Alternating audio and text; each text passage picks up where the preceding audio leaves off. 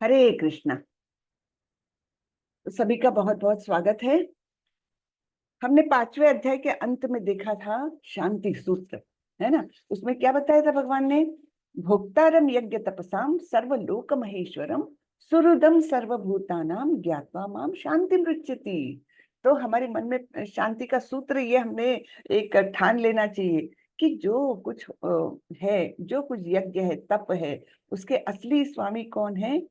भगवान कृष्ण। और सभी लोगों के, सभी जीवों के परमेश्वर कौन है? परम ईश्वर, सबसे बड़े ईश्वर, है ना। उनके ऊपर कोई नियंत्रक नहीं है। ऐसे कौन है? तो भगवान कृष्ण। और तीसरा, हमारे सुहृद मित्र कौन है? तो वो भगवान कृष्ण है। जब हमारे सुहृद मित्र ही वो है तो हमको भय किस बात का, है ना। हरे कृष्णा माता जी। हरे कृष्णा। तो भय किसी बात का रह ही नहीं जाता अगर हम मन में ये ठान ले कि हमारे तो वो ही हमारे सुहृद मित्र है, जो हमारा हमेशा हित ही चाहते हैं, हितैषी मित्र है। तब फिर हमारे मन में कभी कोई भय का भाव नहीं आएगा। तो जैसे अभी परिस्थितियां होती है, कुछ युद्ध की परिस्थितियां हैं, तो निश्चित रूप से हमारे मन में कुछ भय आता है, थोड़ा सा अनसर्टेनिटी रहती है, पता नहीं क्या होगा, है ना।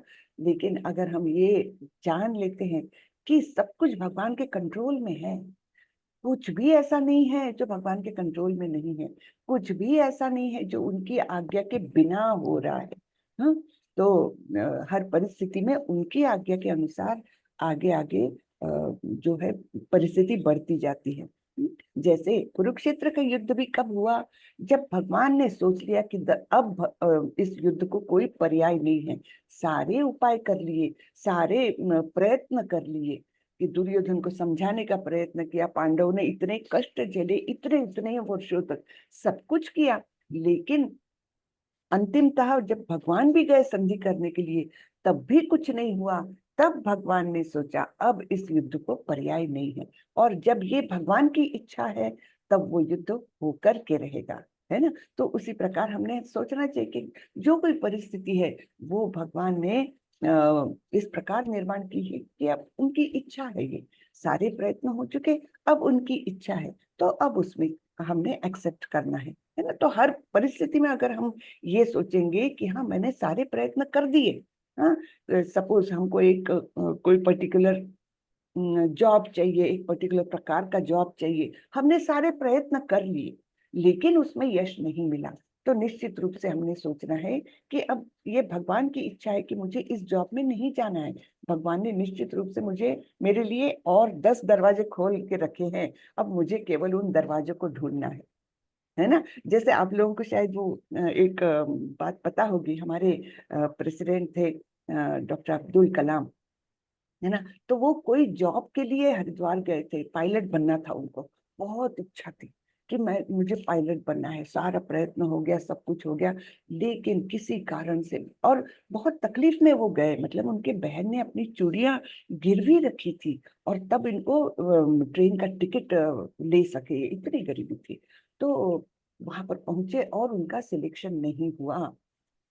तो इतने निराश हो गए थे डॉक्टर अब्दुल कलाम, इतने निराश हो गए थे कि अरे मैंने इतना सबको कष्ट दिया, मेरी बहन ने चूड़ियां गिरवी रखी, मैंने अपने सारे प्रयत्न किए और उसके बावजूद मुझे यश नहीं मिला। बहुत निराश हो गए थे। तब उनको वहां पर एक ज्ञानी पुरुष मिले और वो उनको लेकर गए अपने आश्रम में, और बोले कि तुम क्यों इतने निराश हो, क्या हो रहा है तुम्हारे मन में, क्या चल रहा है। तो उन्होंने बताया कि मैंने इतने सारे प्रयत्न किए लेकिन मुझे सक्सेस नहीं मिली, और इस बात से मुझे बहुत दुख है क्योंकि मेरे परिवार वालों ने भी बहुत कष्ट किए हैं मेरे लिए।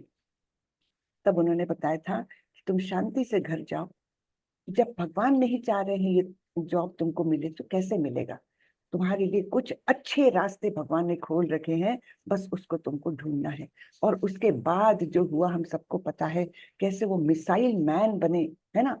सारे मिसाइल्स उन्होंने इतने सारे भारत के लिए किए, और फिर तो इसके भारत के वो प्रेसिडेंट बने थे। तो इतने टॉप मोस्ट लेवल तक वो गए, लेकिन उस समय तो उनको निराशा हुई थी। लेकिन यही मार्ग है कि हमने सोचना चाहिए, हमारे जीवन में कोई सेटबैक आता है तब निश्चित रूप से हमारे प्रयत्नों के बावजूद प्रयत्न नहीं करना ऐसा बिल्कुल नहीं है, है ना। प्रयत्न तो पूरे करना है, और उसके बावजूद अगर हमको यश नहीं मिले तो निश्चित रूप से ये भगवान की इच्छा नहीं है, और भगवान ने मेरे लिए और 10 दरवाजे खोल के रखे हैं, उनको मुझे ढूंढना है। ये पॉजिटिविटी हमको अपने अंदर लानी है, ठीक है ना। हरे कृष्णा। तो थोड़ा सा मैंने समय लिया, चलिए मैं मंगलाचरण करती हूँ और फिर छठे अध्याय को हम शुरुआत करेंगे। ओम नमो भगवते वासुदेवाय। ओम नमो भगवते वासुदेवाय। ओम नमो भगवते वासुदेवाय।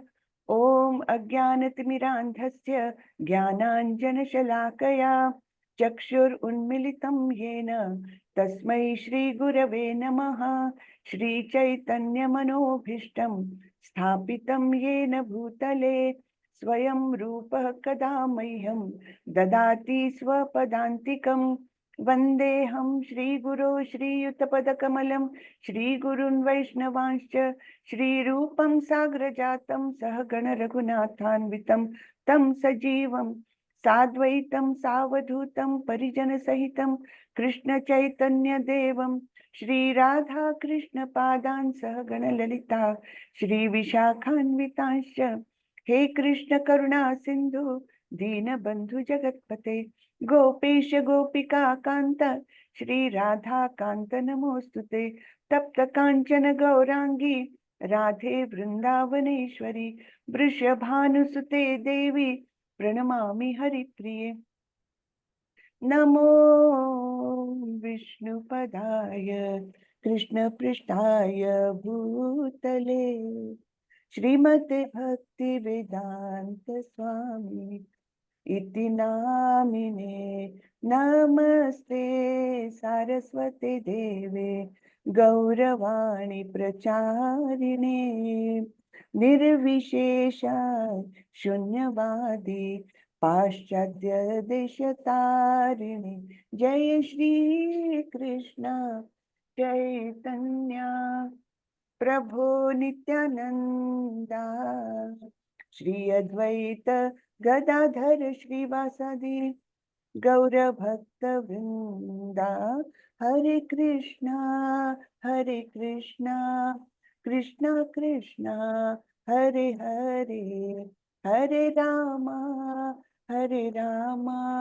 राम राम हरे हरे, हरे कृष्णा कृष्णा कृष्णा हरे हरे, हरे रामा राम राम हरे हरे। हरे कृष्ण। सभी को, सभी का स्वागत है। तो ये पाठ्यक्रम जो है हमारा लेवल 1, लेवल 2, लेवल 3, 4, 5, 6, ये सारे पाठ्यक्रम किसके द्वारा अभी चालू है? ये हमारे इस्कॉन मैंगलुरु की ओर से हो रहे हैं, और इसके प्रेसिडेंट है नाम निष्ठा दास प्रभु जी। उनकी प्रेरणा से और उनकी संकल्पना के माध्यम से ये सारे हमारे कोर्सेज चालू है। और आप लोग अभी लेवल 2 में आ गए हो, बहुत अच्छी बात है। और मैं चाहती हूँ कि आप लोगों का ये आध्यात्मिक प्रवास ऐसा ही चलता रहे, कभी छूटे नहीं। क्योंकि ये हमारे जीवन को सफल बनाता है, यही मार्ग है निश्चित रूप से, दूसरा कोई नहीं। हरेर नाम हरेर नामैव केवलम कलौ नास्ति एव नास्ति एव गतिरन्यथा, है ना। तो क्या बताया गया है कि हरि का नाम केवल यही है जो हमको इस कली युग से पार कर सकता है, और कोई मार्ग नहीं है, कोई नहीं है। तो ये बताया गया है हमारे उपनिषदों में। तो हमको इसलिए हरि नाम से जुड़े रहना है, और इस आंदोलन से जुड़े रहना है, जहाँ पर हरि नाम आंदोलन, संकीर्तन आंदोलन, ये तो बेस है, और बाकी फिर ये ज्ञान भी उसमें हमको मिलता है। ठीक है। तो अध्याय 6वां, ध्यान योग। श्री भगवान उवाच अनाश्रित कर्म फलम कार्यम कर्म करोति यः स सन्यासी च योगी च न निरग्निर्न चाक्रियः। श्री भगवान ने कहा, जो पुरुष अपने कर्म फल के प्रति अनासक्त है और जो अपने कर्तव्य का पालन करता है, वही सन्यासी और असली योगी है। वह नहीं जो न तो अग्नि जलाता है और न कर्म करता है। तो क्या क्या बताया है? जो पुरुष अपने कर्म फल के प्रति अनासक्त है, कर्म फल चाहे अच्छा मिले चाहे बुरा मिले, चाहे शुभ फल हो चाहे अशुभ फल हो, उसके प्रति वो पूर्णतः अनासक्त है। और जो अपने कर्तव्य का पालन करता है, कर्तव्य से विमुख नहीं होना है, ये बार बार भगवान बता रहे हैं। कर्तव्य पालन करते हुए ही हम वहां तक पहुंचेंगे जहां से भगवत प्राप्ति का मार्ग एकदम सुलभ है ना। तो वो लेवल तक जाने तक तो हम कर्तव्य पालन हमको करते ही रहना है। हाँ, फिर आगे जा करके बहुत उच्च स्थिति पर जा करके फिर इन साधनों की भी जरूरत नहीं रहती। तब हम केवल भगवत कृपा और अपने प्रयत्नों से आगे बढ़ सकते हैं। लेकिन वो स्थिति आने के लिए हमको बहुत देर है, बहुत अभी प्रयत्न करने हैं। इसलिए कर्तव्य तो करते जाना है, निष्ठा पूर्वक करना है, फलों के प्रति अनासक्त होकर के कर्तव्य करना है। तो ऐसा ही व्यक्ति सन्यासी है और असली योगी है, ये भगवान बता रहे हैं। यानी सन्यास कर्म तो कर रहा है ना, यानी इस जगत में है, सारे परिवार से जुड़ा हुआ है, सब कुछ है, फिर भी सन्यासी है क्योंकि वो नासक्त है। और इसी को असली योगी भी कहा है भगवान ने। और दूसरे तरीके से भी समझा रहे भगवान। कैसे? वह नहीं जो न तो अग्नि जलाता है और न कर्म करता है। अग्नि जलाने का दूसरा अर्थ ये ले सकते हैं कि वो किसी न किसी एक्टिविटी में जुड़ा हुआ है, क्योंकि अग्नि से तो हम कितने सारे काम कर सकते हैं, कुकिंग से लेकर फैक्ट्री चलाने तक, विमान चलाने तक, है ना, और वो रॉकेट चलाने तक सारे काम अग्नि के द्वारा ही तो होते हैं, है ना। तो भगवान बोले वो नहीं है जो ना तो कोई कार्य कर रहा है, न मतलब किसी कार्य में एंगेज है, कोई कर्म नहीं कर रहा, उसको भगवान नहीं बोल रहे सन्यासी या योगी। हाँ, तो कर्तव्य करते हुए, कर्म फलों के प्रति अनासक्त रहते हुए जो यहीं पर रहकर कर्म करेगा, वो उसको भगवान ने योगी कहा है, सन्यासी कहा है। यम संन्यासमिति प्राहुर योगम तम विद्धि पांडव, न ह्यसन्न्यस्त संकल्पो योगी भवति कश्चन। हे पांडुपुत्र, जिसे सन्यास कहते हैं उसे ही तुम योग अर्थात पर ब्रह्म से युक्त होना जानो, क्योंकि इंद्रिय तृप्ति के लिए इच्छा को त्यागे बिना कोई कभी योगी नहीं हो सकता। तो हमारे आड़े कौन आता है योगी बनने से? ये इंद्रिय तृप्ति की इच्छा आड़े आती है, हमारे मार्ग में बाधा बनती है, क्योंकि इसी के कारण हम जो है आसक्तियों में डूबते हैं। इंद्रिय तृप्ति की इच्छा, हाँ, तो जब ये इंद्रिय तृप्ति की इच्छा त्याग देते हैं, तब कहीं जाकर हम योगी बनने के मार्ग पर बढ़ते हैं आगे। हाँ, तो जिसे सन्यास कहते हैं उसे ही तुम योग अर्थात परब्रह्म से युक्त होना जानो, यानी परब्रह्म से जुड़ना जानो। क्योंकि सन्यास सन्यास यानी ही इंद्र तृप्ति की इच्छा को त्यागना, है ना। तो ये सब एक दूसरे से किस प्रकार से जुड़ा है। तो जो सन्यासी होगा उसको इंद्र तृप्ति की इच्छा बिल्कुल इसकी खत्म हो गई होगी और तब वो योगी बनता है ना। तो ये सब बताया है कि सबसे पहली बाधा है हमारी इंद्रिय तृप्ति की इच्छा।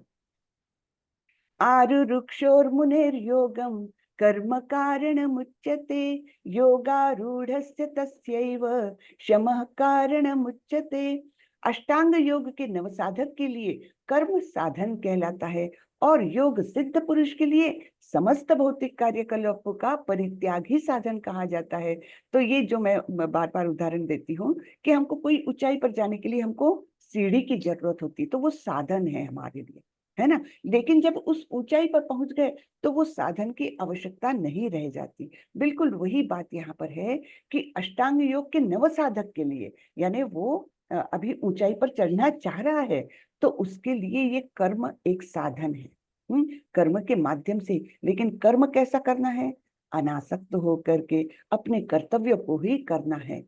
तो कर्म साधन बन जाता है उसके लिए। लेकिन एक बार वो योग सिद्ध हो गया, हाँ, यानी उस लेवल पर वो पहुंच गया, तब फिर सारे कर्म उसके लिए कोई मायने नहीं रखते, है ना। तो उसका वो परित्याग कर सकता है, तब वो परित्याग ही उसका साधन बन जाता है। ठीक है ना। तो ये दोनों ओर से हमको वो सीढ़ी का एग्जाम्पल, यानी इस आसानी से समझने के लिए वो सीढ़ी का एग्जाम्पल मुझे सबसे अच्छा लगता है। कि ऊंचाई पर जाने के लिए हमको सीढ़ी का साधन चाहिए, लेकिन जब वहां पहुंच गए तो सीढ़ी की आवश्यकता नहीं रह जाती, तो उसका परित्याग कर देते हैं। यदा हिनेन्द्रियार्थेषु न कर्मस्वनुषज्यते सर्वसंकल्प संन्यासी योगारूढ़स्तदोच्यते। जब कोई पुरुष समस्त भौतिक इच्छाओं का त्याग करके न तो इंद्रिय तृप्ति के लिए कार्य करता है और न सकाम कर्मों में प्रवृत्त होता है, तो वह योगारूढ़ कहलाता है। योग पर आरूढ़ यानी योग सिद्ध, है ना। कब योग सिद्ध कहलाएगा? जब कोई पुरुष समस्त भौतिक इच्छाओं का परित्याग कर देता है और किसी भी इंद्रिय तृप्ति के लिए कार्य नहीं करता, कि मुझे ये मेरी जिह्वा जिह्वा के लिए मैं इंद्रिय तृप्ति के लिए यानी कुछ चटपटा खाऊं, ऐसे कोई भी कार्य नहीं करता जिसके लिए उसकी इंद्रियां लालायित रहे, इंद्रिय विषयों की ओर वो आकर्षित नहीं होता। और तो और न ही वो सकाम कर्मों में प्रवृत्त होता है कि किसी प्राप्ति के लिए कार्य कर रहा है, ये भी नहीं, है ना। तो कोई फल की प्राप्ति की इच्छा नहीं है और कोई भौतिक इच्छा नहीं है और ना कोई इंद्रिय तृप्ति चाहिए उसको। तो इस प्रकार से वो योगारूढ़ अर्थात योग में सिद्ध पुरुष कहलाता है। एक मिनट, अगर ये हाँ, ये छोटा सा है तात्पर्य हम पढ़ लेते हैं। श्रीला प्रभुपाद की जय। जब मनुष्य भगवान की दिव्य प्रेमा भक्ति में पूरी तरह लगा रहता है, तो वह अपने आप में प्रसन्न रहता है और इस तरह वह इंद्रिय तृप्ति या सकाम कर्म में प्रवृत्त नहीं होता। अन्यथा इंद्रिय तृप्ति में लगना ही पड़ता है, क्योंकि कर्म किए बिना कोई नहीं रह सकता। तो इंद्रिय तृप्ति में क्यों नहीं लगना पड़ता है? क्योंकि वो भगवान की दिव्य प्रेमा भक्ति में लीन है। जब हम भगवान की ओर पूर्णतः आकर्षित हो जाएंगे, तब हमारी अपनी इंद्रियों की तृप्ति की वासना हमारे अंदर बिल्कुल नहीं रहेगी, है ना। तब हम प्रेम में डूबे हैं भगवान के। तो आत्मेंद्रिय तृप्ति वांछा तारा नाम काम, और कृष्णेंद्रिय तृप्ति वांछा तारा नाम प्रेम। तो जब हम इस प्रकार भगवान के प्रेम में आ जाएंगे, दिव्य प्रेमा भक्ति में लगे हैं, तब हम अपनी इंद्रियों को तो मतलब उसकी डिमांड्स कोई रहेगी ही नहीं, केवल उसकी डिमांड्स रहेगी भगवान की इच्छाओं का अनुपालन, भगवान की सेवा। बस इसी में सारी हमारी इंद्रिय लगी रहेगी और इस प्रकार कोई सकाम कर्म करने की आवश्यकता ही नहीं रहेगी। अन्यथा इंद्रिय तृप्ति में लगना ही पड़ता है, क्योंकि कर्म किए बिना कोई नहीं रह सकता। तो कर्म तो हमको करते ही रहना पड़ता है। तो क्यों ना वो कर्म हम भगवान की सेवा के लिए करें, है ना। बिना कृष्ण भावनामृत के मनुष्य सदैव स्वार्थ में तत्पर रहता है, किंतु कृष्ण भावना भावित व्यक्ति कृष्ण की प्रसन्नता के लिए ही सब कुछ करता है। फलतः वह इंद्रिय तृप्ति से पूरी तरह विरक्त रहता है। जिसे ऐसी अनुभूति प्राप्त नहीं है, उसे चाहिए कि भौतिक इच्छाओं से बचे रहने का वह यंत्रवत प्रयास करे, तभी वह योग की सीढ़ी से ऊपर पहुंच सकता है। ठीक है ना, कितना सुंदर समझाते हैं प्रभुपाद जी, है ना। तो जिसको ये अभी तक हम लोग जैसे स्टेज है, हमारी स्टेज है, हम कौन से प्रेमा भक्ति में अभी है? बिल्कुल भी नहीं, हम तो नव दीक्षित है, बिल्कुल नव साधक है हम लोग। अभी अभी पहला कदम रखा है भक्ति के डायरेक्शन में, है ना। तो उसके लिए क्या करना चाहिए? भौतिक इच्छाओं से बचे रहने का यंत्रवत प्रयास करना है। हाँ, कि बार बार कोशिश करना है कि ये भौतिक इच्छाओं से मुझे परे जाना है। मुझे इच्छा हो रही है कि मेरी फ्रेंड ने इतनी सारी सुंदर सुंदर साड़ियां खरीदी, क्यों ना मैं भी वही शॉप में जाऊं और अपने लिए सुंदर साड़ियां खरीदूं। नहीं, इच्छा उत्पन्न हुई है, फिर भी उसको निग्लेक्ट करो। खास करके उस समय तो बिल्कुल ही उसको उस इच्छा को तृप्त मत करो, नहीं तो वो और बढ़ेगी, है ना। तो इस प्रकार से हमको यंत्रवत ये प्रयास करते रहना चाहिए। क्या कि ये भौतिक इच्छाओं से हमको बचे रहना चाहिए, नहीं तो वो ऐसे बढ़ती है कि पूरी तरह हमको ग्रसित कर लेगी। ठीक है ना, हम एक इच्छा तृप्त करेंगे, दूसरी 10 पैदा हो जाएगी। और इसलिए हमको प्रयास करते रहना है, तब कहीं जाकर के हम उस मकान तक पहुंच सकते हैं, उस अपने उद्देश्य को पूरा कर सकते हैं। अब ये श्लोक और इसके आगे का श्लोक, ये बहुत अच्छे सुंदर श्लोक है। आप लोग भी थोड़ा सा मेरे बात कोई एक दो लोग तो भी रिपीट करें। उद्धरेदात्मनात्मानं नात्मानं अवसादयेत् आत्मैव हि आत्मनो बंधुर आत्मैव रिपुरात्मनः। कौन बोलेगा? एक दो लोग रिपीट करें। हरे कृष्ण माता जी, मैं बोलूं? जी। उद्धरेदात्मनात्मानं नात्मानं नात्मानं वसादयेत् अवसादयेत्, आत्मैव उसको मनोबन्ध। उसको ब्रेक करके बोलिए माता जी। उद्धरेत आत्मनात्मानम, हाँ, आत्मानम अवसादयेत, हाँ, ऐसा। उद्धरेत् आत्मनाम आत्मानम आत्मानं। आत्मानम न आत्मानम अवसादयेत, तो आपको वो मीनिंग भी समझते जाएगा। जी।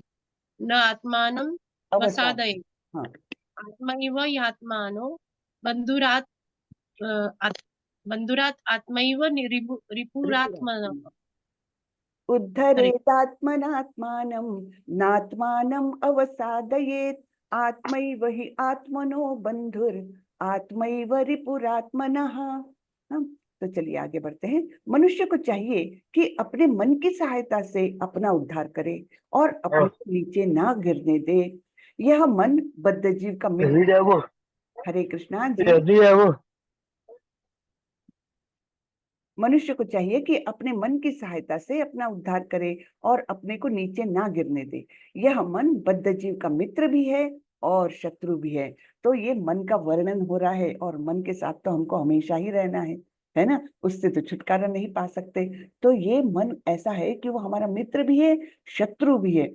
तो भगवान क्या बोल रहे हैं? मन की सहायता से अपना उद्धार करे, हाँ, और अपने को नीचे ना गिरने दे, यानी मन को इतना काबू में रखे कि उसके वो हमारे उद्धार का कारण बन जाए, उद्धार में सहायता करे, ना कि वो मन के कारण हम नीचे गिर जाए।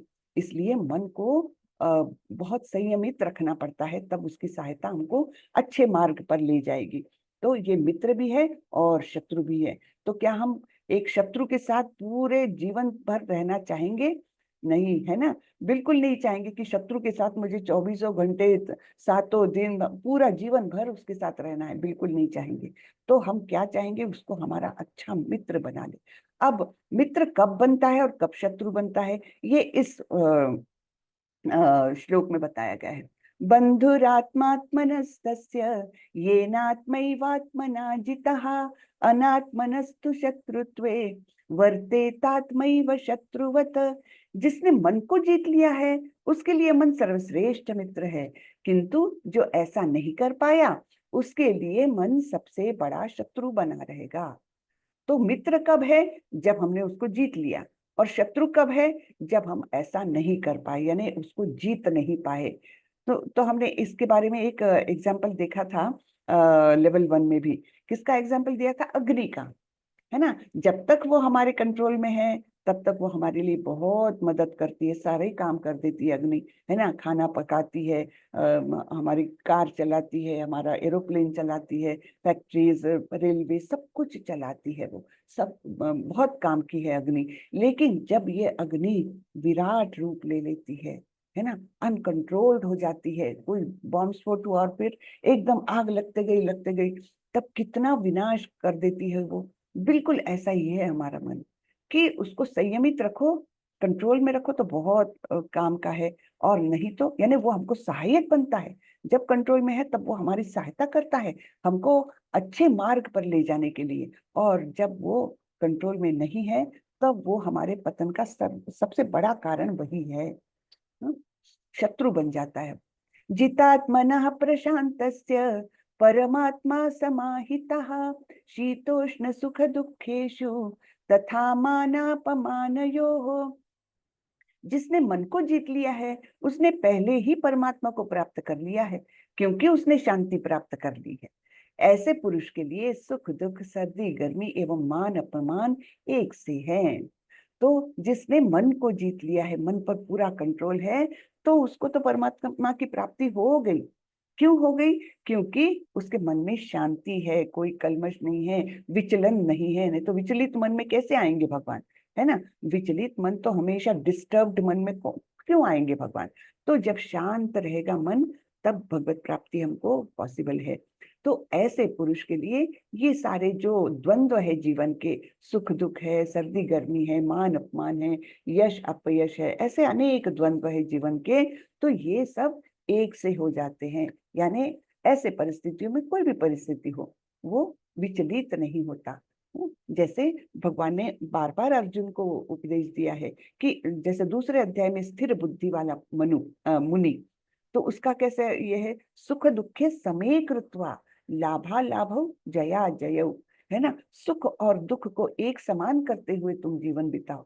एक समान करना यानी मन के द्वारा मन को विचलित न होने देना।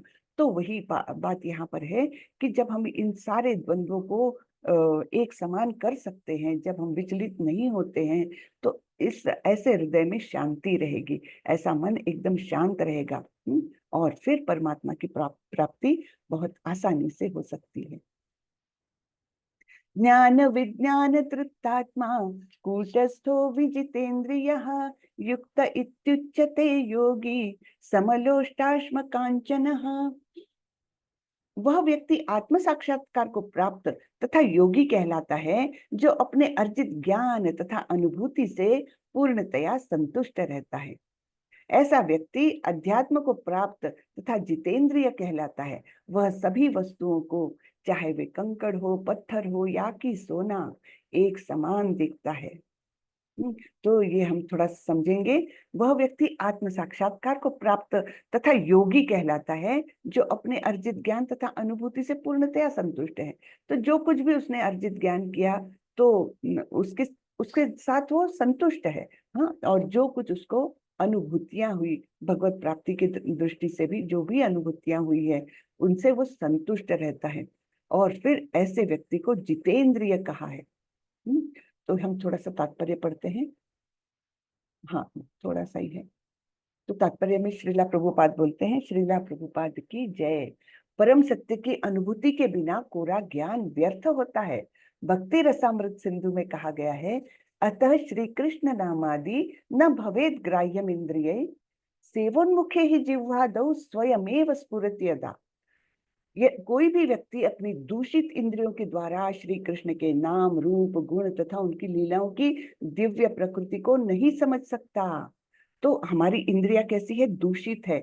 और तो और कैसी है ये, इसमें अनेक त्रुटियां हैं, है ना, इसकी बहुत मर्यादा है, उस मर्यादा के बाहर नहीं देख सकते। तो लोग जो बोलते हैं ना, भगवान कहाँ है, भगवान को दिखाओ, क्या तुमने देखा है भगवान?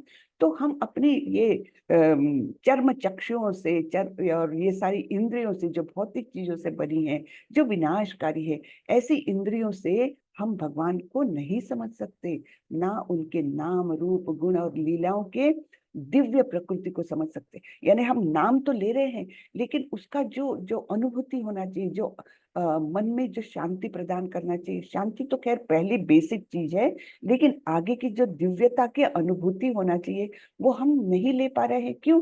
क्योंकि हम अभी तक वो इंद्रियों में ही लिमिटेड रखे हैं, उसको दूषित इंद्रियां हैं। इसके लिए हम भगवान के प्रकृति को नहीं समझ सकते। लेकिन भगवान की दिव्य सेवा से पूरित होने पर ही कोई उनके दिव्य नाम रूप गुण तथा लीलाओं को समझ सकता है। तो जब हम पूरी तरह से सेवा में लगाएंगे, भगवान की सेवा में, हाँ, प्रेमा भक्ति में जब जाएंगे, तब कहीं भगवान की ये सारी दिव्यता हमको समझ में आएगी। ठीक है ना? तो दूषित इंद्रियों के द्वारा नहीं समझ सकते, कितना भी प्रयास कर लो, नहीं समझ सकते। लेकिन वही जब हम सेवा में लग जाते भगवान के, तब हमको उनकी दिव्यता का अनुभव होने लगता है। यह भगवत गीता कृष्ण भावनामृत का विज्ञान है। मात्र संसारी विद्वत्ता से कोई कृष्ण भावना भावित नहीं हो सकता। उसे विशुद्ध चेतना वाले व्यक्ति का सानिध्य प्राप्त होने का सौभाग्य मिलना चाहिए। तो चाहे आप पीएचडी कर लो, चाहे डबल पीएचडी कर लो, कोई भी प्रकार की सांसारिक विद्वत्ता जो है वो हमको आध्यात्मिक प्रगति नहीं दिला सकती, है ना। जैसे आजकल लोग, मैं ध्यान करता हूँ, मेडिटेशन करता हूँ, मेडिटेशन किस पर करते हो पता नहीं, है ना। नथिंग पर अगर मेडिटेशन करेंगे तो वो तो कोई फल नहीं देता। थोड़ा सा ये है कि ब्रीदिंग आपका स्टेबल हो सकता है, थोड़ा सा आपका मन शांत हो सकता है, लेकिन आध्यात्मिक प्रगति नहीं हो सकती, चाहे आप कुछ भी कर लो। आध्यात्मिक प्रगति के लिए हमको यही करना होगा, भगवान की सेवा में रत होना होगा, है ना। तो सांसारिक विद्वत्ता उसको नहीं आध्यात्मिक प्रगति दिला सकती। उसे विशुद्ध चेतना वाले, यानी एक प्रामाणिक भक्त के सानिध्य में जाना होगा। उनका जब संग मिलेगा हमको, तब कहीं जाकर के हम ये बातें समझने लगेंगे, उसकी दिव्यता की अनुभूति कर सकेंगे। कृष्ण भावना भावित व्यक्ति को भगवत कृपा से ज्ञान की अनुभूति होती है, क्योंकि वह विशुद्ध भक्ति से तुष्ट रहता है। अनुभूत ज्ञान से वह पूर्ण बनता है, यानी उस दिव्यता का वो अनुभव करता है, वो ज्ञान उसको प्राप्त हो जाता है किस प्रकार भगवान की दिव्यता है, तब वो पूर्ण बनता है। आध्यात्मिक ज्ञान से मनुष्य अपने संकल्पों में दृढ़ रह सकता है, किंतु मात्र शैक्षिक ज्ञान से वह बाह्य विरोधाभासों द्वारा मोहित और भ्रमित होता रहता है। केवल अनुभवी आत्मा ही आत्म संयमी होता है, क्योंकि वह कृष्ण की शरण में जा चुका होता है। वह दिव्य होता है क्योंकि उसे संसारी विद्वत्ता से कुछ लेना देना नहीं रहता। उसके लिए संसारी विद्वत्ता तथा मनोधर्म, जो अन्यों के लिए स्वर्ण के समान उत्तम होते हैं, कंकड़ों या पत्थरों से अधिक नहीं होते। कितनी सुंदर बात बताई है भगवान प्रभुपाद जी ने, है ना। संसारी विद्वत्ता जिसके लिए लोग तो पागल होते हैं, अरे मुझे ये डिग्री चाहिए, मुझे ये ज्ञान चाहिए, मैं ये कोर्स कर लूं, है ना, ये सांसारिक विद्वत्ता है। लेकिन जो अध्यात्म में प्रगति कर चुका, उसके लिए तो ये जो लोगों के लिए सोने के समान मूल्यवान है, वो उसके लिए कंकड़ पत्थर से ज्यादा नहीं। और ये कंकड़ पत्थर का हम दूसरा भी एक अर्थ ले सकते हैं कि वो जो अध्यात्म को प्राप्त है, वो जानता है कि ईशावास्यम इदम सर्वम, ये जो कुछ है वो तो भगवान का ही है। तो फिर दूसरे की वस्तु, वो चाहे सोना रहे, चाहे कंकड़ रहे, पत्थर रहे, मेरे लिए एक समान है ना। मेरे पड़ोसी ने बाहर कंकड़ पत्थर रखे या बाहर सोने का एक उसका ये पड़ा है, जब मुझे मालूम है ये मेरा नहीं है, तो फिर उसके प्रति मुझे कोई आकर्षण होगा ही नहीं। तो इस प्रकार ये उसकी विचारधारा हो जाती है। और यहाँ पर तो बहुत सुंदरता से प्रभुपाद जी ने समझाया है कि सांसारिक कितना भी उसको मिल जाए, पैसा मिल जाए, ज्ञान मिल जाए, सब कुछ मिल जाए, है ना, जन्म ईश्वरीय श्रुत श्री भी, तो ये कुछ भी मिल जाए, फिर भी वो उससे विचलित नहीं होता, क्योंकि वो सबको एक समान ही समझता है, कंकड़ पत्थर समझ रहा है वो उस ज्ञान को, जो सांसारिक है। सुरुन मित्रार्दासीन मध्यस्तद्वेष बंधुषु साधुष्वपि च पापेषु समबुद्धिर्विशिष्यते। जब मनुष्य निष्कपट हितैषियों, प्रिय मित्रों, तटस्थों, मध्यस्थों, ईर्ष्यालुओं, शत्रुओं तथा मित्रों, पुण्यात्माओं एवं पापियों को समान भाव से देखता है, तो वह और भी उन्नत माना जाता है। तो सारे ही व्यक्तियों को वो एक समान मान रहा है, चाहे वो कैसा भी रहे, उसकी भावना कैसी भी रहे, वो एक समान जब मानता है, तब उसका मतलब उसका प्रगति निश्चित रूप से और भी आगे बढ़ गई है, ऐसा हम समझ सकते हैं। योगी युंजीत सततम आत्मानं रहसि स्थितः, एकाकी यत चित्तात्मा निराशीर परिग्रहः। योगी को चाहिए कि वह सदैव अपने शरीर, मन तथा आत्मा को परमेश्वर में लगाए, एकांत स्थान में रहे और बड़ी सावधानी के साथ अपने मन को वश करे। उसे समस्त आकांक्षाओं तथा संग्रह भाव की इच्छाओं से मुक्त होना चाहिए। अब यहाँ से अष्टांग योग के बारे में भगवान बताना चालू कर रहे हैं, है ना। तो योगी ने क्या करना चाहिए? सदैव अपने शरीर, मन तथा आत्मा को परमेश्वर में लगाना है, एकांत स्थान में रहना है और अपने मन को वश करना है। तो इस प्रकार उसे समस्त इच्छाओं और स्वामित्व की भावना, ये मेरा है, संग्रह भाव, है ना, ऐसी इच्छाओं से उसको मुक्त होना चाहिए। तो अभी योगी यानी अष्टांग योगी के बारे में अभी चालू कर रहे हैं। शुचौ देशे प्रतिष्ठाप्य स्थिरम आसनमात्मनः, नात्युच्छितं नाति नीचं चैलाजिन कुशोत्तरम तत्रैकाग्रं मनः कृत्वा यत चित्तेन्द्रिय क्रियः उपविश्यासने युज्यात् योगम आत्मविशुद्धये। योगाभ्यास के लिए योगी एकांत स्थान में जाकर भूमि पर कुशाग्रास बिछा दे, फिर उसे मृगछाला से ढके तथा ऊपर से मुलायम वस्त्र बिछा दे। आसन न तो बहुत ऊंचा हो न बहुत नीचा, यह पवित्र स्थान में स्थित हो। योगी को चाहिए कि इस पर दृढ़ता पूर्वक बैठ जाए और मन इंद्रियों तथा कर्मों को वश में करते हुए तथा मन को एक बिंदु पर स्थिर करके हृदय को शुद्ध करने के लिए योगाभ्यास करे। ठीक है, तो इतनी सारी कंडीशंस है अब ये अष्टांग योग के लिए। हाँ, एकांत स्थान चाहिए, फिर ऐसा ऐसा ऐसा आसन चाहिए, न ऊंचा हो न नीचा हो, है ना। और फिर मन इंद्रिया और कर्मों को वश में करते हुए मन को एक जगह पर स्थिर करना है। तो ये सारी बहुत कठिन क्रियाएं हैं, है ना। समम काय शिरो ग्रीवम धारयन अचलम स्थिरः संप्रेक्ष्य नासिकाग्रम स्वम दिशश्चान अवलोकयन प्रशांतात्मा विगतभीर ब्रह्मचारी व्रते स्थितः मन संयम्य मच्चित्तो युक्त आसीत मत्परः। योगाभ्यास करने वाले को चाहिए कि वह अपने शरीर, गर्दन तथा सिर को सीधा रखे, नाक के अगले सिरे पर दृष्टि लगाए। इस प्रकार वह अविचलित तथा दमित मन से, बहुत इंपॉर्टेंट है, दमित मन से भय रहित विषयी जीवन से पूर्णतया मुक्त होकर अपने हृदय में मेरा चिंतन करे और मुझे ही अपना चरम लक्ष्य बनाए। तो इस प्रकार एकांत स्थान वो सब कुछ वर्णन किया है। और अब क्या बोल रहे हैं, अविचलित और दमित मन से, मन को भटकने नहीं देना है। यानी सबसे पहले तो मन को वश में करना है और फिर हृदय में मेरा चिंतन करना है।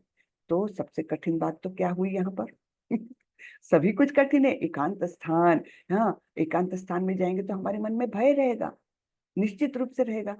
तो फिर वो मन कैसे शांत रहेगा। तो सारी कठिनाइयां हैं इसमें। युज्यन्नेवं सदात्मानं योगी नियतमानसः शांतिं निर्वाण परमां मत्संस्थान अधिगच्छति। इस प्रकार शरीर, मन तथा कर्म में निरंतर संयम का अभ्यास करते हुए संयमित मन वाले योगी को इस भौतिक अस्तित्व की समाप्ति पर भगवत धाम की प्राप्ति होती है। तो इस प्रकार निरंतर सभी चीजों पर संयम करना है, भटकने नहीं देना है। अब आप किसी मतलब कोई आपके पास चंचल ऐसा कोई पशु है समझिए, तो आप निरंतर उसको कंट्रोल में करना कितना कठिन है। थोड़ी देर के लिए आप कंट्रोल में रख सकते, उसके बाद वो फिर भागने की कोशिश करेगा। और यहाँ पर आप तो देख रहे हैं कि भगवान बोल रहे निरंतर संयम का अभ्यास करते हुए संयमित मन वाले योगी को इस भौतिक अस्तित्व की समाप्ति पर यानी मृत्यु के पश्चात भगवत धाम की प्राप्ति होती है। ठीक है। नाट्य, अब और कंडीशंस क्या क्या है। नाट्यश्न सॉरी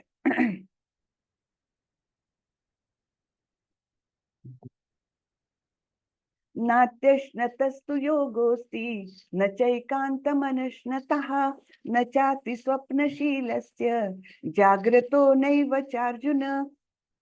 हे अर्जुन, जो अधिक खाता है या बहुत कम खाता है, जो अधिक सोता है अथवा जो पर्याप्त नहीं सोता, उसके योगी बनने की कोई संभावना नहीं है। तो ये तो प्री कंडीशन हो गई कि भैया ज्यादा भी नहीं खाना, कम भी नहीं खाना, ज्यादा भी नहीं सोना, कम भी नहीं सोना। हाँ, अगर ऐसा करते हैं तो योगी बनने की कोई संभावना नहीं है। युक्ताहार विहारस्य युक्तचेष्टस्य कर्मसु युक्तस्वप्नावबोधस्य योगो भवति दुःखः। जो खाने, सोने, आमोद प्रमोद तथा काम करने की आदतों में नियमित रहता है, वह योगाभ्यास द्वारा समस्त भौतिक क्लेशों को नष्ट कर सकता है। तो सभी चीजों में नियमन, एकदम ना अति ना एकदम कम, दोनों भी नहीं, ऐसा जो नियमित रहता है वह योगाभ्यास द्वारा सारे भौतिक क्लेशों को नष्ट कर सकता है। ठीक है, वो उसकी प्री कंडीशन हो गई है ना। यदा विनियतं चित्तम् आत्मन्येवावतिष्ठते निस्पृह सर्वकामेभ्यो युक्त इत्युच्यते तदा। जब योगी योगाभ्यास द्वारा अपने मानसिक कार्यकलापों को वश में कर लेता है और अध्यात्म में स्थित हो जाता है, अर्थात समस्त भौतिक इच्छाओं से रहित हो जाता है, तब वह योग में सुस्थिर कहलाता है। तो स्थित हो गया, वो योग में स्थित हो गया। कब बोलेंगे? जब अपने मानसिक कार्यकलापों को वश में कर लिया है, और अध्यात्म में ही पूरी तरह से अपने आप को ढाल लिया है उसने, और सभी भौतिक इच्छाओं से रहित हो गया है, तब वह योगा में स्थिर हो गया है, ऐसा माना जाता है। यथा दीपो निवातस्थो नेंगते सोपमा स्मृतः योगिनो यत चित्तस्य युञ्जतो योगमात्मनः। जिस प्रकार वायु रहित स्थान में दीपक हिलता डुलता नहीं, उसी तरह जिस योगी का मन वश में होता है, वह आत्म तत्व के ध्यान में सदैव स्थिर रहता है। तो हमको अनुभव है इस बात का, है ना, कि जब दीपक हम जलाते हैं, अगर उधर पंखा चालू है या खिड़की खुली है, तो वो बाती कैसी होती है, वो लौ कैसी होती है, एकदम फड़फड़ाने लगती है, डिस्टर्ब रहती है। लेकिन जैसे ही हम पंखा बंद कर दे, खिड़कियां बंद कर दे, वहां पर कोई वायु का वो नहीं है, आना जाना नहीं है, तब वो क्या हो जाती है? लौ स्थिर हो जाती है। तो वैसा ही इनका मन होता है, योगी का मन हो जाता है, वो स्थिर हो जाता है, आत्म तत्व के ध्यान में स्थिर हो जाता है। यानी वो अपने आप के बारे में ही आत्म तत्व अर्थात अपने अंदर ध्यान एकत्रित करके वह एक उस अवस्था में बैठा हुआ है। हाँ? यत्रो परमते चित्तम निरुद्धम योग सेवया यत्र चैवात्मनात्मानं पश्यन्नात्मनि तुष्यति सुखम आत्यंतिकम यत्तद् बुद्धिग्राह्यम अतीन्द्रियम वेत्ति यत्र न चैवायं स्थितश्चलति तत्त्वतः यं लब्ध्वा चापरं लाभं मन्यते नाधिकं ततः यस्मिन् स्थितो न दुःखेन गुरुणापि विचाल्यते तं विद्यात् दुःख संयोग वियोगम योग संजितम। सिद्धि की अवस्था में जिसे समाधि कहते हैं, तो समाधि यानी अष्टांग योग की सबसे टॉप मोस्ट लेवल। कौन सी लेवल्स है इसमें? यम, नियम, आसन, प्राणायाम, प्रत्याहार, धारणा, ध्यान और समाधि, ये 8 अंग है अष्टांग योग के, है ना। तो जब समाधि में यानी टॉप मोस्ट लेवल पर वो पहुंच गया है, तो जिसे समाधि कहते हैं, मनुष्य का मन योगाभ्यास के द्वारा भौतिक मानसिक क्रियाओं से पूर्णतया संयमित हो जाता है। यह समाधि की अवस्था है, ठीक है। इस सिद्धि की विशेषता यह है कि मनुष्य शुद्ध मन से अपने को देख सकता है, तो अपना दर्शन अंदर ही वो कर सकता है और अपने आप में आनंद उठा सकता है, आत्मा राम, है ना। तो अपने आप में संतुष्ट है, अपने आप को देखता है और अत्यंत संतुष्ट भी रहता है, आनंद उठाता है। उस आनंदमय स्थिति में वह दिव्य इंद्रियों द्वारा असीम दिव्य सुख में स्थित रहता है। इस प्रकार स्थापित मनुष्य कभी सत्य से विफत नहीं होता और इस सुख की प्राप्ति हो जाने पर वह इससे बड़ा कोई दूसरा लाभ नहीं मानता। ऐसी स्थिति को पाकर मनुष्य बड़ी से बड़ी कठिनाई में भी विचलित नहीं होता। वह यह निस्संदेह भौतिक संसर्ग से उत्पन्न होने वाले समस्त दुखों से वास्तविक मुक्ति है। तो ये जब समाधि की स्थिति में आ जाएगा, तब कहीं सारे ही भौतिक दुखों से वो मुक्त हो जाएगा। तो इस प्रकार से वो वास्तविक मुक्ति कहलाती है। लेकिन ये कितना सब कुछ प्रोसेस कितना कठिन है ना। फिर आगे क्या बोल रहे हैं भगवान? सनिश्चयेन योक्तव्यो योगी निर्विण्ण चेतसा संकल्प प्रभवान कामान त्यक्त्वा सर्वान अशेषतः मनसैवेन्द्रिय ग्रामम विनियम्य समन्ततः। मनुष्य को चाहिए कि संकल्प तथा श्रद्धा के साथ योगाभ्यास में लगे और पथ से विचलित ना हो। तो सबसे पहले तो दृढ़ संकल्प करके बैठना है और श्रद्धा रखना है उस प्रोसेस पर कि ये प्रोसेस अगर मैं निष्ठापूर्वक इसका अनुपालन करता हूँ तो मुझे निश्चित रूप से उसका जो योग सिद्धि है वहां तक मैं पहुंच सकूंगा। लेकिन ये दृढ़ निश्चय भी बहुत ही आवश्यक है, कठिन भी है। उसे चाहिए कि मनोधर्म से उत्पन्न समस्त इच्छाओं को निरपवाद रूप से त्याग दे।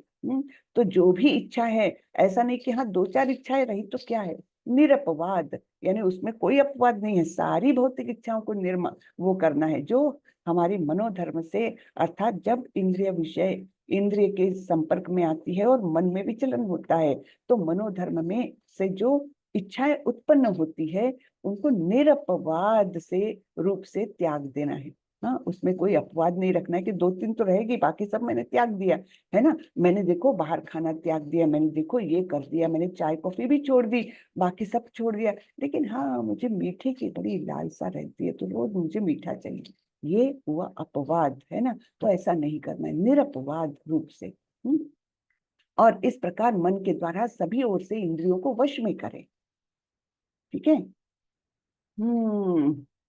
अब क्या होगा? शनै शनैरुपर में बुद्ध्या धृति गृहीतया आत्म संस्थम मनः कृत्वा न किंचिदपि चिंतयेत्। धीरे धीरे क्रमशः पूर्ण विश्वास पूर्वक बुद्धि के द्वारा समाधि में स्थित होना चाहिए और इस प्रकार मन को आत्मा में ही स्थित रखना चाहिए तथा अन्य कुछ भी नहीं सोचना चाहिए। तो इस प्रकार मन को आत्मा में स्थित रखना है, बाहर उसको दौड़ने नहीं देना है। नहीं तो मन कैसा है? बहिर्मुख है ना। मन तो बाहरी सबको देखता है, लेकिन उसको कहाँ स्थित करना है? आत्मा में। अपने अंतरात्मा को ही देखो, उसी में आनंद लो, उसी में संतुष्ट रहो। ये मन को बहुत ट्रेनिंग देनी है ना। बाहरी चीजों से आकर्षित होना ही नहीं है। यतो यतो निश्चलति मनश्चंचलमस्थिरं ततस्ततो नियम्येतद् आत्मन्येव वशं नयेत्। मन अपनी चंचलता तथा अस्थिरता के कारण जहां कहीं भी विचरण करता हो, मनुष्य को चाहिए कि उसे वहां से खींचे और अपने वश में लाए। तो मन को कंट्रोल में करना बार बार बता रहे हैं भगवान कि कैसे कठिन है। तो ये तो चंचल मन है, भागेगा जरूर। जैसे हम जप करने बैठते हैं तब भागता है जरूर यहाँ वहां। तो करना क्या है? उसको पकड़ के लाओ वहां से और फिर ध्यान लगाओ। जप में ध्यान लगाओ। हे मन, तुम मेरे दुश्मन मत बनो, तुम जप में ध्यान लगाओ। अभी जप करना आवश्यक है। उसको बार बार खींच करके लाओ, डांटो उसको। और इस प्रकार से उसको अपने वश में लाना है। तो है तो मन चंचल, लेकिन उसको स्थिर करना है। प्रशांत मनसं ह्येनं योगिनं सुखमुत्तमम् उपैति शांत रजसम ब्रह्मभूतम कल्मषम। जिस योगी का मन मुझ में स्थिर रहता है वह निश्चय ही दिव्य सुख की सर्वोच्च सिद्धि प्राप्त करता है। वह रजोगुण से परे हो जाता है। वह परमात्मा के साथ अपनी गुणात्मक एकता को समझता है और इस प्रकार अपने समस्त विगत कर्मों के फल से निवृत्त हो जाता है। तो जो जिस योगी का मन मुझ में स्थिर हो गया, भगवान में स्थिर हो गया, आत्मा राम हो गया, आत्मा और परमात्मा दोनों साथ में ही है बैठे हुए, तो उसको दिव्य सुख की अनुभूति हो जाती है। और इस प्रकार फिर सारे उसके जो बुराइयां हैं उसमें, जो तमोगुण रजोगुण, तमोगुण वाला तो इस प्रोसेस में ही नहीं पड़ेगा। तमोगुण वाला तो इस मतलब वो पढ़ेगा भी नहीं कि ये क्या प्रोसेस है। रजोगुण वाला कम से कम पढ़ेगा, हाँ जानकारी हासिल करेगा। लेकिन होगा क्या? जब वो धीरे धीरे धीरे इस सारे प्रोसेस को अपनाएगा तो उसका रजोगुण जाता रहेगा, सत्व गुण में पूर्णतः वो स्थित हो जाएगा और फिर वो सब कुछ जानने लगेगा कि किस प्रकार मेरा स्वरूप जो है सच्चित आनंद स्वरूप है। भगवान का भी स्वरूप वही है।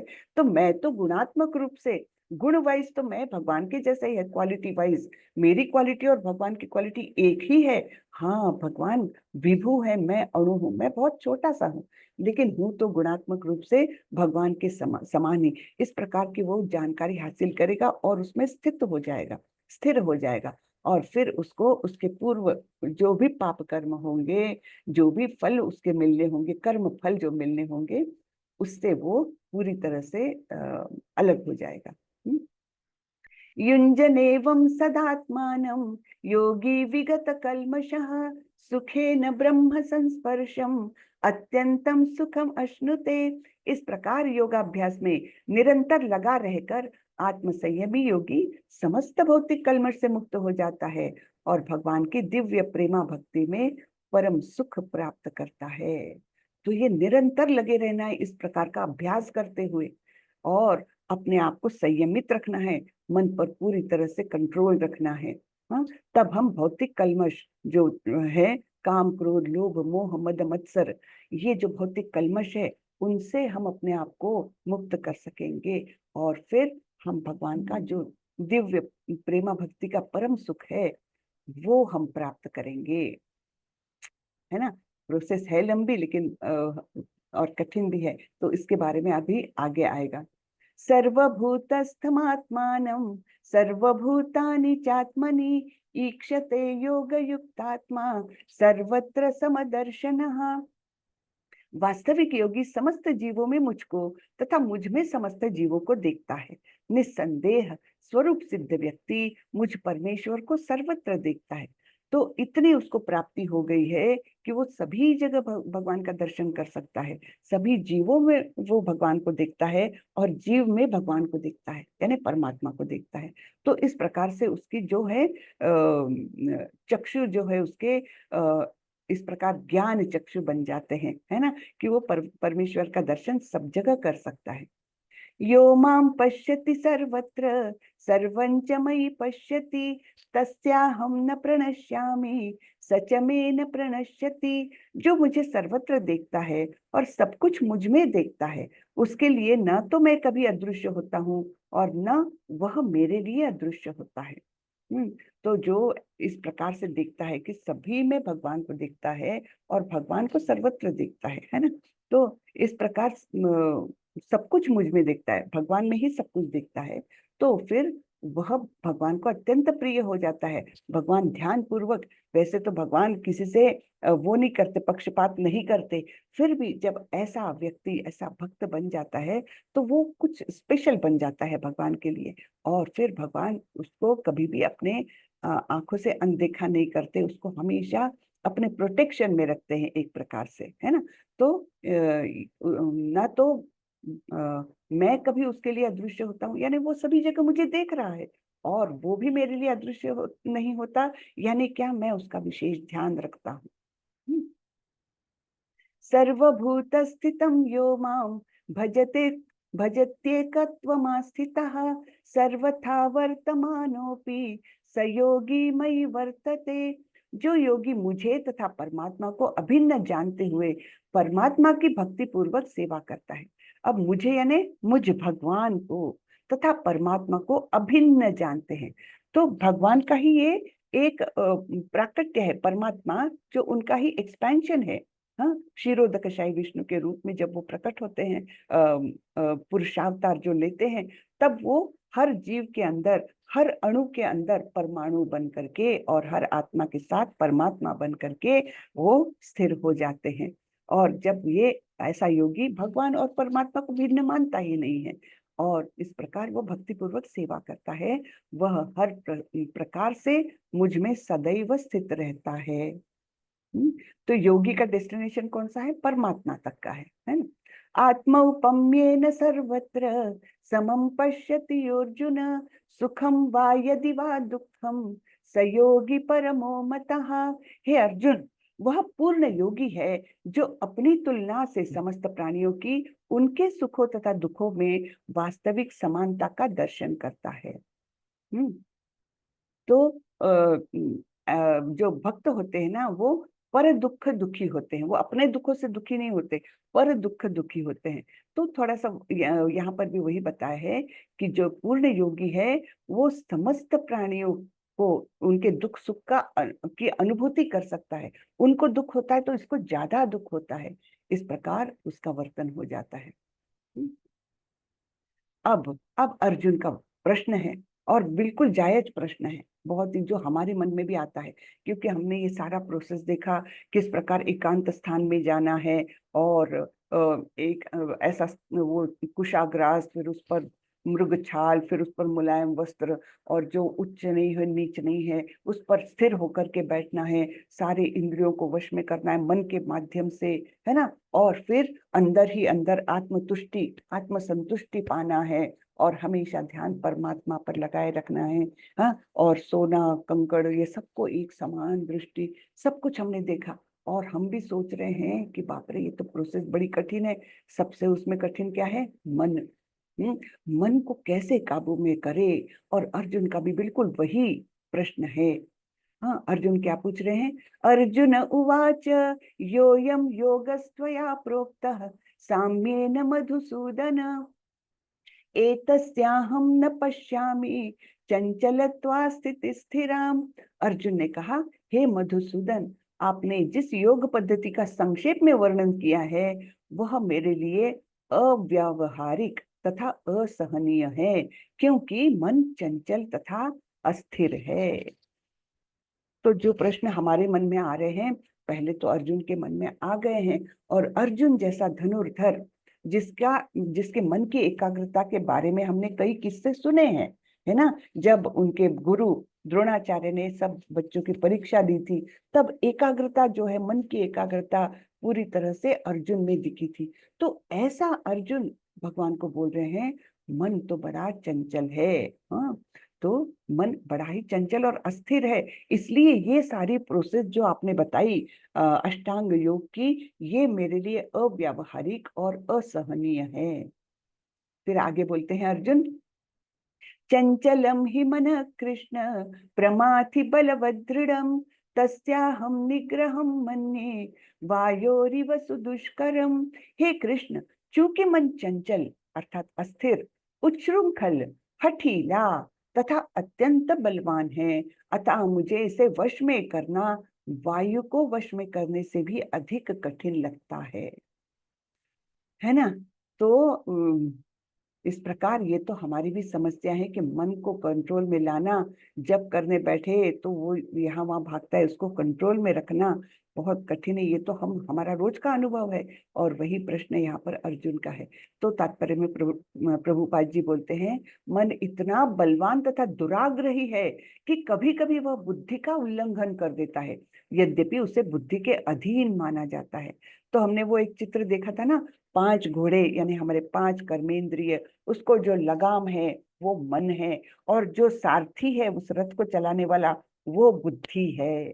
तो ये लगाम जो है वो तो हमेशा बुद्धि के हाथ में रहनी चाहिए, यानी मन को बुद्धि के कंट्रोल में रहना चाहिए।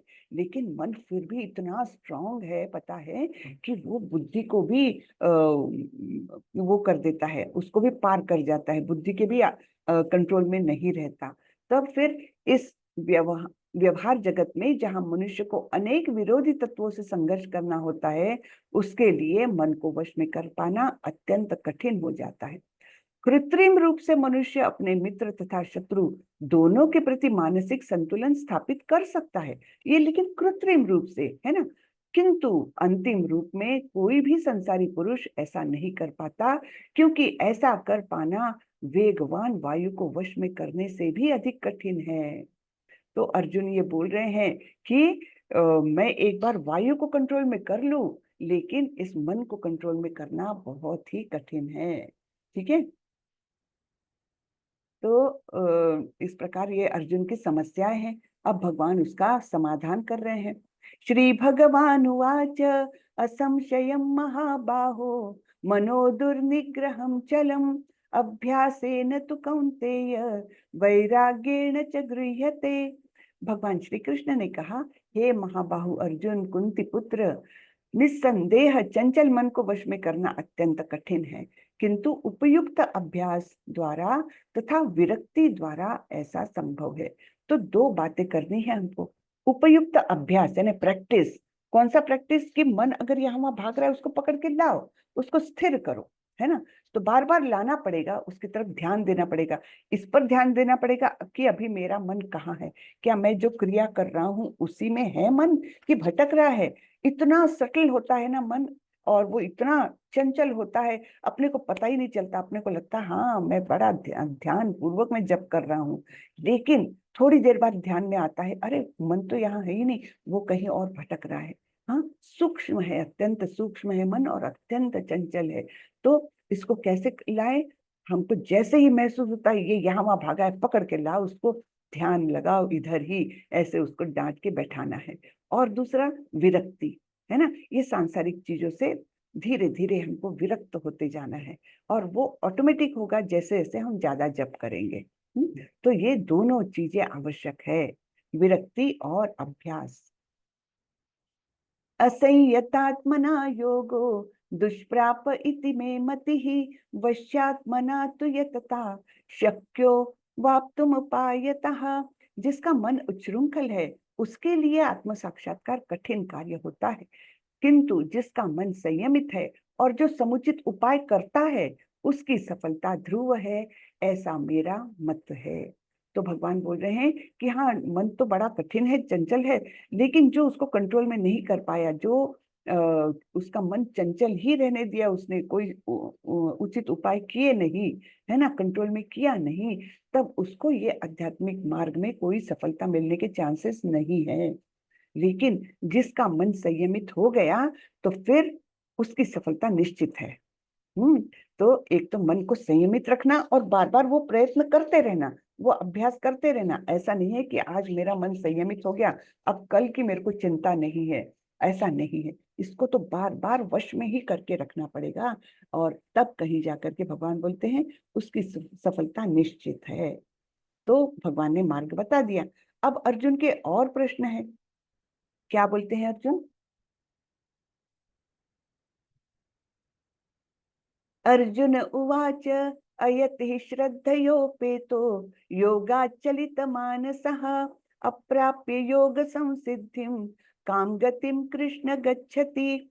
अर्जुन ने कहा, हे कृष्ण, उस असफल योगी की गति क्या है जो प्रारंभ में श्रद्धा पूर्वक आत्म साक्षात्कार की विधि ग्रहण करता है, किंतु बाद में भौतिकता के कारण उससे विचलित हो जाता है और योग सिद्धि को प्राप्त नहीं कर पाता।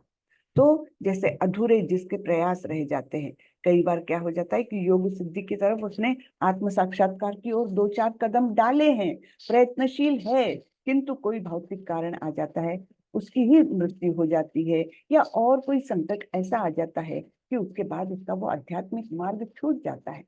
तब फिर क्या होगा? हाँ, तो ये प्रश्न है अर्जुन का।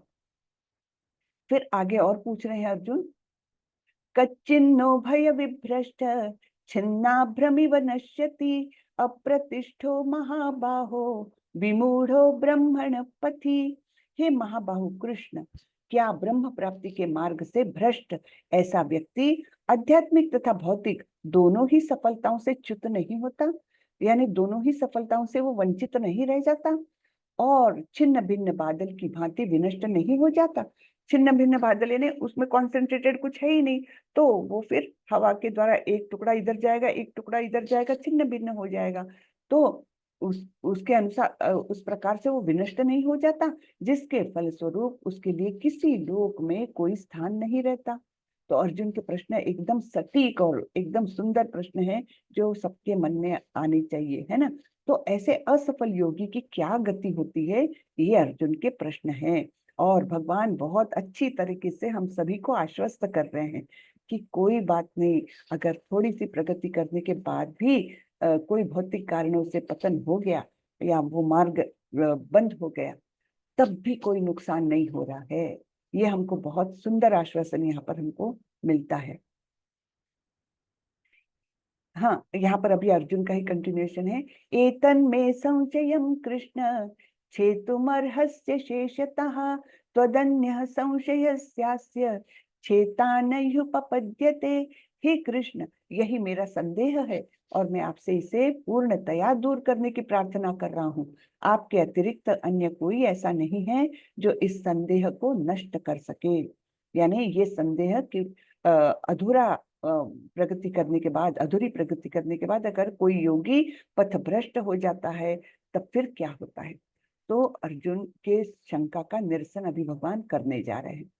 श्री भगवान उवाच पार्थ नैवेह नामुत्र विनाशस्तस्य विद्यते न हि कल्याणकृत कश्चित् दुर्गतिं तात गच्छति। भगवान ने कहा, हे पृथापुत्र, कल्याण कार्यों में निरत योगी का न तो इस लोक में और न परलोक में ही विनाश होता है। हे मित्र, भलाई करने वाला कभी बुराई से पराजित नहीं होता। ये बात पर हमको आजकल विश्वास नहीं रहा है, लेकिन ये भगवान ने बोले हुए शब्द है, इस पर विश्वास करना ही चाहिए। भलाई करने वाला कभी बुराई से पराजित नहीं होता। शायद हमारी आंखों के सामने ऐसा ना हो, लेकिन अल्टीमेटली ऐसा ही होता है। भलाई करने वाला कभी बुराई से पराजित नहीं होता। तो भगवान बोल रहे हैं कि जो ऐसे कार्यों में लगा है, योग सिद्धि के कार्यों में लगा है, कल्याण कार्यों में लगा है, तो उसका कभी विनाश नहीं होता, ना तो इस लोक में ना परलोक में। और आगे बोलते हैं भगवान, प्राप्य पुण्यकृतान् लोकान् उषित्वा शाश्वती समः शुचीनां श्रीमतां गेहे योग भ्रष्टोभिजायते। असफल योगी पवित्रात्माओं के लोकों में अनेकानेक वर्षों तक भोग करने के बाद या तो सदाचारी पुरुषों के परिवार में या कि धनवानों के कुल में जन्म लेता है। तो यहाँ आश्वस्त कर रहे हैं भगवान उसको, पहले तो वो उच्च लोकों में जाएगा जहां पर प्रचुर मात्रा में उसको इंद्रिय सुख की प्राप्ति होगी, और उसके बाद वो यहाँ आएगा, मृत्यु लोक में आएगा। लेकिन कैसे परिवार में आएगा? या तो धनवान या सदाचारी पुरुषों के परिवार में, तो अच्छा परिवार उसको मिलेगा। और इस प्रकार उसका कोई ह्रास नहीं हो रहा है। और आगे क्या, अथवा योगिनामेव कुले भवति धीमताम् एतद्धि दुर्लभतरम लोके जन्म यदीदृशम। अथवा यदि दीर्घ काल तक योग करने के बाद असफल रहे तो वह ऐसे योगियों के कुल में जन्म लेता है जो अति बुद्धिमान है। निश्चय ही इस संसार में ऐसा जन्म दुर्लभ है।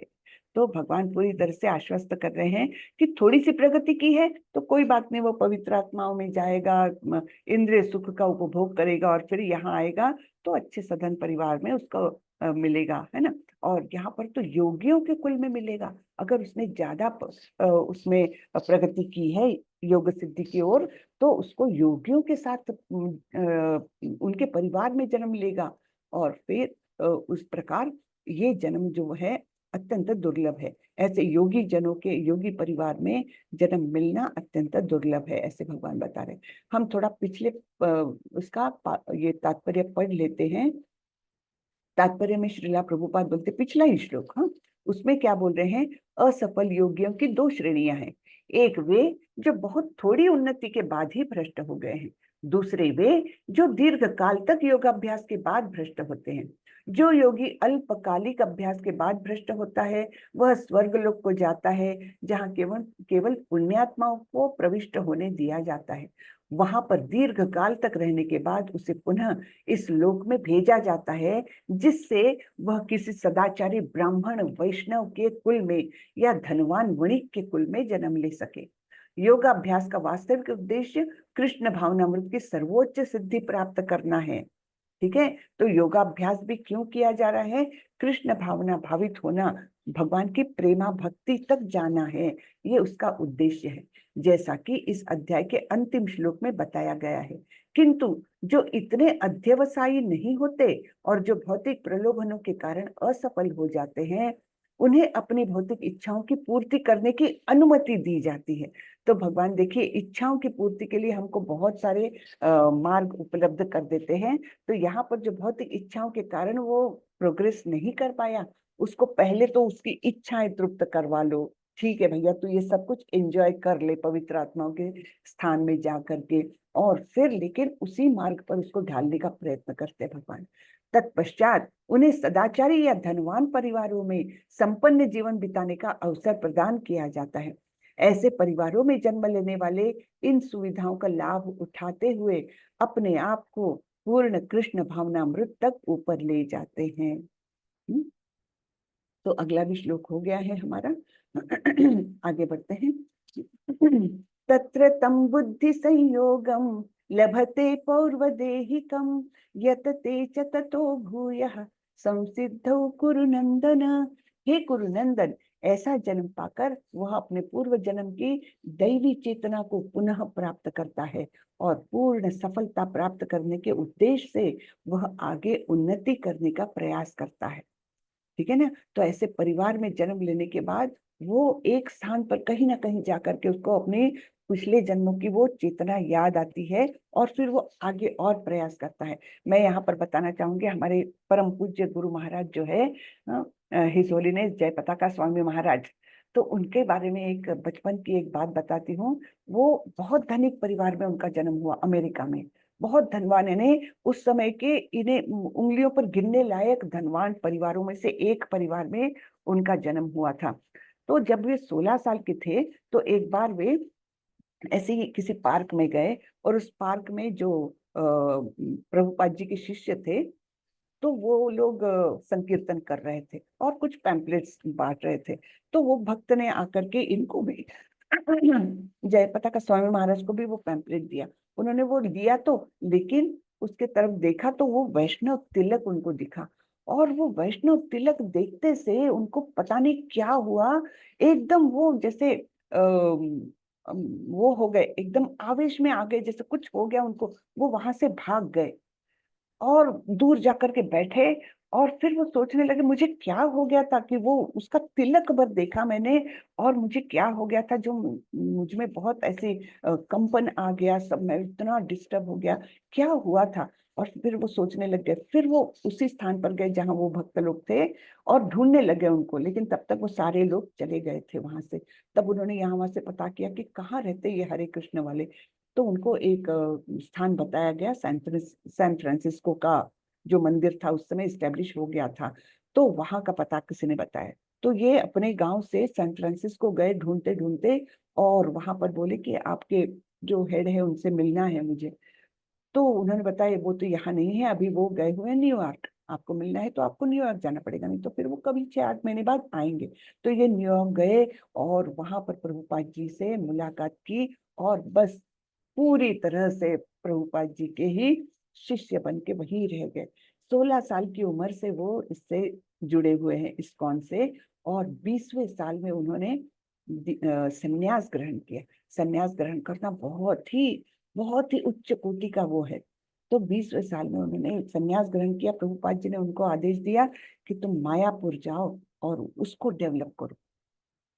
अब देखिए, अमेरिका में रहा हुआ इतने धनवान परिवार का बेटा मायापुर में गया जहां कुछ भी नहीं था, कुछ भी नहीं, यानी बिल्कुल कुछ नहीं, एक झोपड़ी बना करके वो 2-3 सन्यासी ब्रह्मचारी सन्यासी ऐसे रहने लग गए। और फिर उसको, वो स्थान को उन्होंने डेवलप करना चालू किया।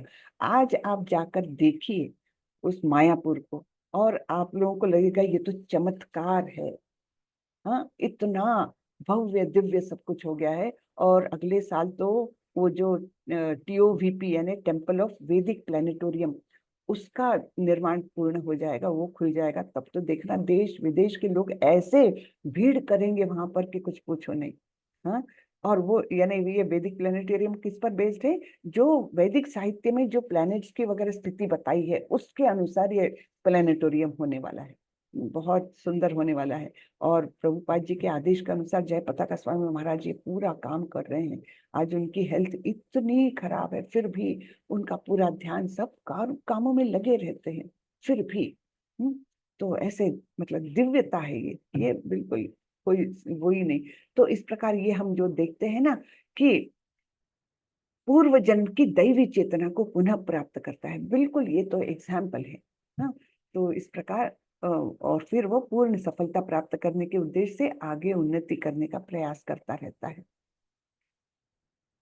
पूर्वाभ्यासेन तेनैव ह्रियते ह्यवशोऽपि सः जिज्ञासुरपि योगस्य शब्द ब्रह्माति वर्तते। अपने पूर्व जन्म की दैवी चेतना से वह न चाहते हुए भी स्वतः योग के नियमों की ओर आकर्षित होता है। ऐसा जिज्ञासु योगी शास्त्रों के अनुष्ठानों से परे स्थित होता है। तो जो कुछ शास्त्रों में अनुष्ठान बताए कि ये करना है, विधि विधान बताए हैं, उसको भी ये पार कर जाता है। यानी क्या कि जो सीढ़ी की आवश्यकता ही नहीं उसको, है ना, वो तो आरूढ़ हो गया। आरूढ़ मुनेर योगम, है ना। तो वो रूढ़ हो गया उस पर। प्रयत्नाद्यतमानस्तु योगी संशुद्ध किल्बिषः अनेक जन्म संसिद्धस् ततो याति पराम गतिम। और जब योगी समस्त कल्मश से शुद्ध होकर सच्ची निष्ठा से आगे प्रगति करने का प्रयास करता है, तो अंततो गत्वा अनेकानेक जन्मों के अभ्यास के पश्चात सिद्धि लाभ करके वह परम गंतव्य को प्राप्त करता है। तो हो सकता है ये भी जन्म में नहीं हो, लेकिन अनेकानेक जन्म ऐसे एक के बाद एक जन्म उसको मिलते जाएंगे कि वो धीरे धीरे धीरे और प्रगति करते जाए, और फिर अनेक जन्म के अभ्यास के पश्चात वह परम गंतव्य को प्राप्त करता है। तपस्विभ्योऽधिको योगी ज्ञानिभ्योऽपि मतोऽधिकः कर्मिभ्यश्चाधिको योगी तस्माद् योगी भवार्जुन। योगी पुरुष तपस्वी से, ज्ञानी से तथा सकाम कर्मी से बढ़कर है, अतः हे अर्जुन तुम सभी प्रकार से योगी बनो। तो ये जो योग बताया है, जो परमात्मा पर अपना ध्यान केंद्रित करते हैं, वो तपस्वियों से भी बढ़कर है, ज्ञानियों से भी बढ़कर है, और सकाम कर्मियों से तो है ही है ना, इन सबसे बढ़कर है, इसलिए तुम योगी बनो, ऐसे अर्जुन को संदेश दे रहे हैं। लेकिन अब ये अंतिम श्लोक बहुत ही महत्वपूर्ण है। योगियों के बारे में तो बताया, अब योगियों में भी सर्वश्रेष्ठ योगी कौन है? अभी तक बताया कि तपस्वियों से ज्यादा अच्छा है योगी, तपस्वीभ्योऽधिको योगी ज्ञानिभ्योऽपि मतोऽधिका, ज्ञानियों से भी अधिक है योगी, कर्मियों से भी अधिक है योगी, तस्मात् योगी भवार्जुन, ये तो बता दिया। लेकिन योगियों में भी अनेक प्रकार के योगी है, तो उनमें कौन श्रेष्ठ है? योगी नामपि सर्वेषां मद्गतेनान्तरात्मना श्रद्धावान भजते यो माम समे युक्त तमो मतः।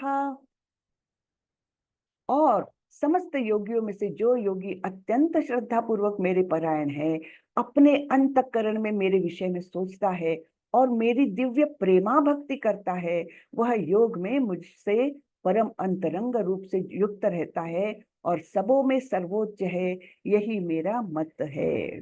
तो ये अंतिम श्लोक है। यहाँ पर बताया है कि कौन सा योगी सर्वश्रेष्ठ है। तो यहाँ पर हमने उदाहरण देखा था लेवल 1 में, किसका? गोपियों का। तो जो योगी अत्यंत श्रद्धा पूर्वक मेरे परायण है, हाँ, पूर्णतः श्रद्धा पूर्वक भगवान के बारे में ही वो सोचता रहता है, अंतःकरण में पूर्णतः लीन है भगवान के प्रति और प्रेमा भक्ति करता है। प्रेमा भक्ति यानी क्या? यानी रिटर्न में कुछ भी चाहत नहीं, जैसे गोपियों की होती थी, वो केवल भगवान को देखना चाहती थी, भगवान की सेवा करना चाहती थी, कुछ अच्छे व्यंजन बना के खिलाओ, भगवान को अच्छा लगे ऐसा श्रृंगार करो, सब कुछ किसके लिए? कृष्ण की तृप्ति के लिए, है ना, और रिटर्न में कुछ भी नहीं चाहती थी।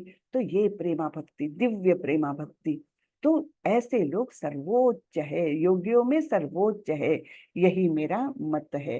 तो ये प्रेमा भक्ति यानी भक्ति योग के बारे में अब इसलिए अगले अध्याय से भगवान चालू करेंगे बताना, है ना। तो यहाँ पर बता दिए योगियों में सर्वश्रेष्ठ भक्ति योगी, और भक्ति योग के बारे में अब 7वें अध्याय से बताएंगे। ठीक है ना। हरे कृष्णा। हरे कृष्णा माता जी। हरे कृष्णा। बहुत सुंदर बताया माता जी, बहुत सुंदर।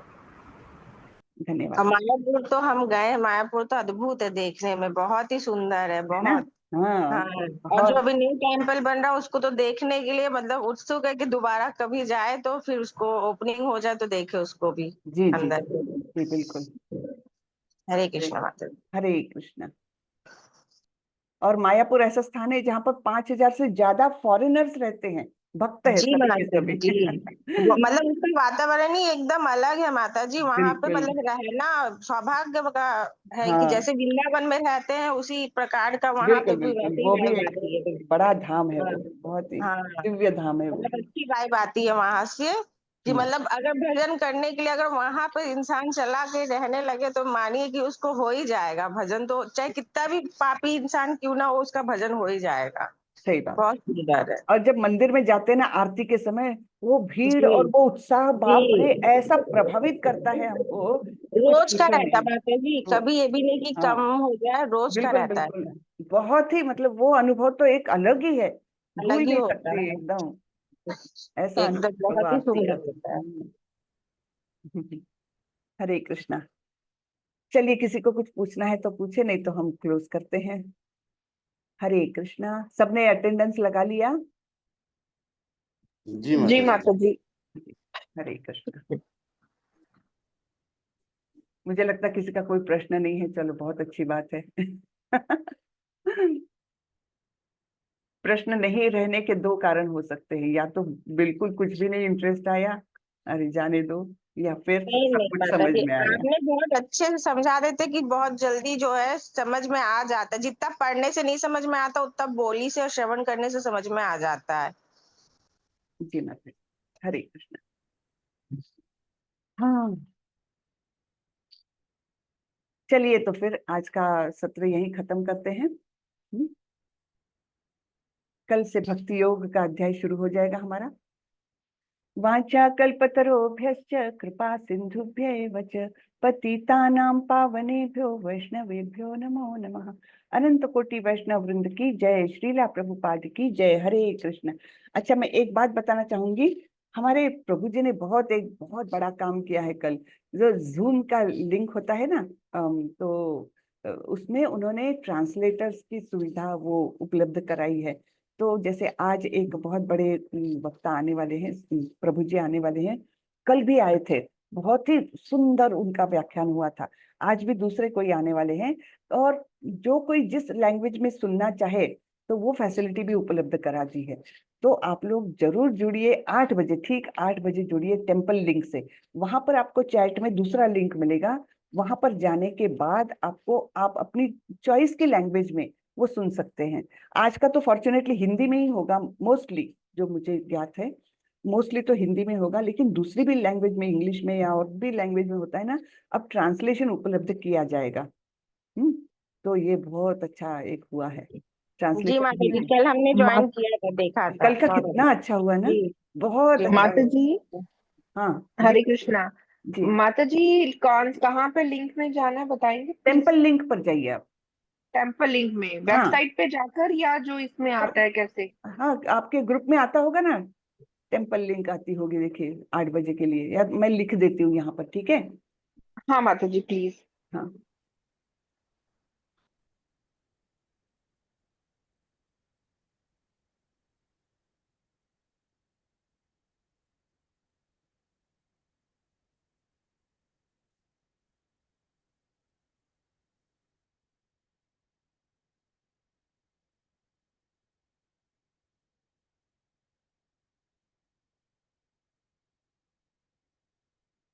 ये है माता जी।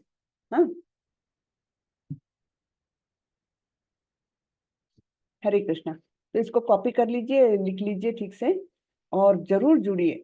आज दूसरे वृंदावन से एक प्रभु जी आज बोलने वाले हैं, और हमारे प्रभु जी चाहते हैं कि ज्यादा से ज्यादा लोग इसका आनंद लें। तो जरूर आइए, और 7:45 को ही चालू कर दीजिए अपना, मतलब मीटिंग में आ जी जाइए, तब बहुत अच्छा लगेगा। कल तो जी माता जी। 360 से ज्यादा थे कल, लेकिन प्रभु जी चाह रहे आज 500 से ऊपर हो जाए, और जब गुरु महाराज को लाएंगे तब तो उनको 1000 से ऊपर चाहिए। बोले गुरु महाराज आएंगे तब ऐसे वैसे नहीं, मुझे 200-400 नहीं, 1000 लोग चाहिए बिल्कुल मीटिंग में। तो ये सब सुविधाएं उन्होंने उपलब्ध कराई है, तो उसका उपयोग हमने वो फायदा लेना चाहिए। हरे कृष्णा। चलिए, हरे कृष्ण माता जी। हरे कृष्णा माता जी। हरे कृष्ण।